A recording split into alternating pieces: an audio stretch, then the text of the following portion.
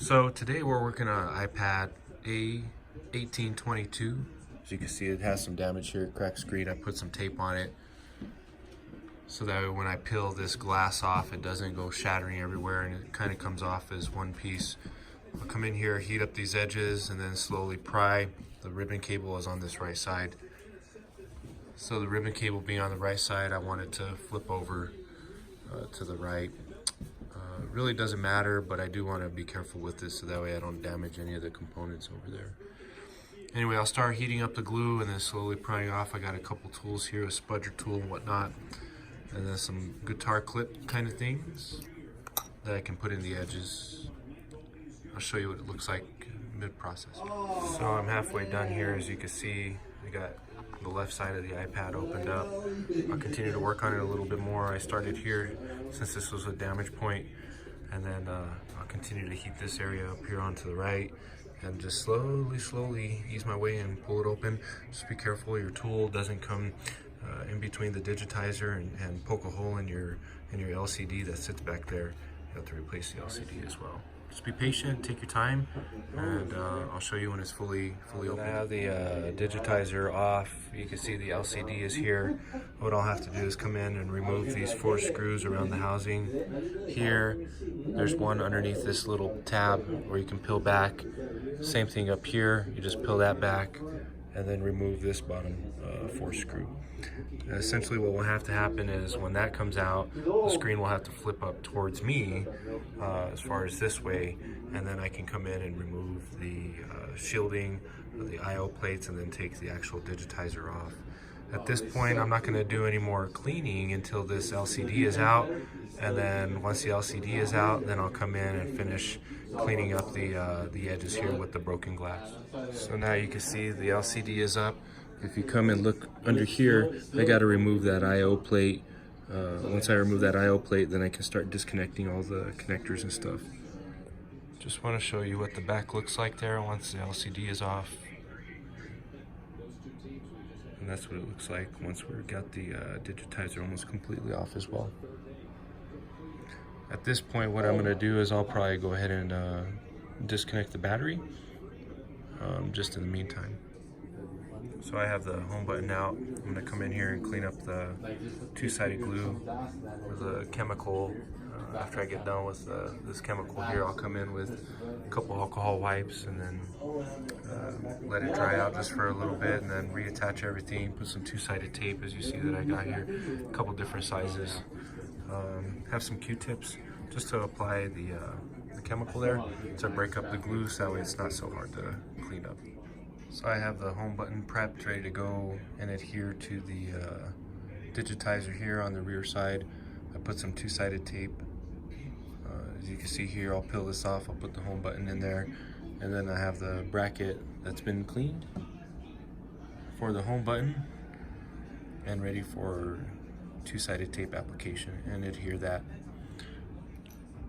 So I got the bracket for the home button ready with my 2-sided tape. I'll come in here, attach that, and then I'll start prepping the actual iPad here, cleaning up the ridges and taking off this old glue and making it look good. But that's what it looks like so far. So I got the majority of the bulk broken glass off, and there's some traces of adhesive still left behind here around the housing. What I'm going to do now is I'll go through my butyl cleaner, and essentially what I do here is I get a little Q-tip, just kind of dab some of that cleaner on there, and then I'll put my cleaner just kind of where the glue is here and let that glue soften up. Won't use too much, don't need too much. You want to use this in a ventilated area or a little fan if you can. And then once that kind of starts to soften up, I'll come in with a spudger tool and just essentially just rake it off. I'll put a little more on there, but I'll just rake it off, and then as I'm raking it off, any traces that are left over, I'll come in with alcohol or alcohol pad and then really clean it up nice so that way this adhesive isn't left behind. So I got the housing here cleaned up on all the edges, as you can tell. I went through, made sure there's no dirt left behind, no adhesive. There's a little scratch kind of in this area, but you're not going to see it. It's not going to affect the adhesion. That's one thing that you want to be concerned about, is you don't want to really go and mar up the area here too much, because it'll create inconsistencies on the surface, which won't give it 100% application. So I've gone through, cleaned it up. I also put a little bit of air. I blew it out with an air chuck to get out any kind of leftover glass or residue. As you can see over here, I still forgot to disconnect my battery, but I'm almost done. I'll hook up the screen and hook up the LCD and see if everything works before actually fully applying the adhesive to it, just in case there's a problem with the digitizer that I bought, or with the home button, or whatever functionality, so that way I don't have to go and re-adhere the glass. Hey guys, so I'm pretty much done with everything. I'm gonna put the digitizer, the LCD kind of back together, but I'm not gonna adhere it to the body just yet. I wanna make sure that there's functionality and that there's really no problems with the home button and also the digitizer. Just gonna carefully lay this down and then turn on the iPad to see if, of course, everything works. So the LCD, as you can tell, looks really good. Before I actually mount that and mount everything, I'm going to go through and wipe the LCD off, make sure the LCD is nice and clean, so that way nothing is showing up on the through the digitizer. I want you guys to see the passcode here.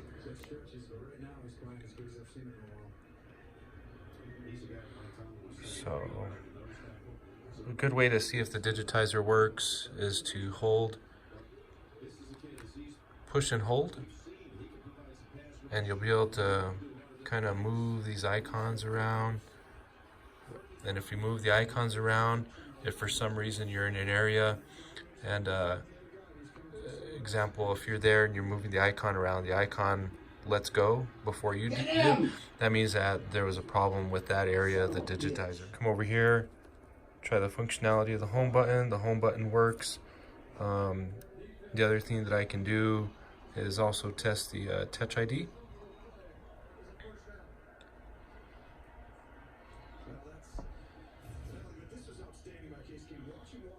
Come in here, I'll add a fingerprint, and then it says to lift and rest your finger on the home button repeatedly. So the home button looks like it's, oh, cover, okay. I'm kind of doing this through the paper at the same time. As you can see, I'm just going through the process. And really, I'm just testing the functionality to make sure that the home button still works. I'm going to adjust my grip, say okay.